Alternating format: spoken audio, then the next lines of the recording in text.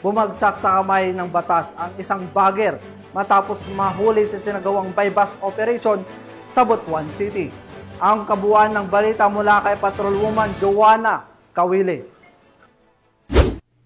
Nahuli sa ikinasang bypass operation ng mga otoridad ang isang bagger ng kilalang grocery store matapos mahuling sangkot umano sa iligal na droga sa barangay Agusan Pequeño, Butuan City. Kinilala ang suspect na si alias Janjan, 26 anyos, binata at residente ng Purok Maabi, Abihon sa nasabing barangay. Ayon sa ulat ng pulisya, kabilang si alias Janjan sa listahan ng mga street-level individual o street-level drug personality. Nasabat mula sa kanya ang tinatayang 3 gramo ng hinihinalang shabu na may halagang 20,400 pesos. Isinagawa ang operasyon ng mga tauhan ng Station Drug Enforcement Unit at Butuan City Police Station 2 sa pangunguna ni Police Captain Moises Macalulot Jr. Sa ngayon, nasa kustodiya na ng Station 2 ang suspect at nakatakdang sampahan ng kasong paglabag sa Republic Act 9165 o ang Comprehensive Dangerous Drugs Act of 2002. Patuloy ang paalala ng pulisya sa publiko na makipagtulungan sa kampanya kontra iligal na droga upang mapanatili ang kapayapaan at kaligtasan sa komunidad.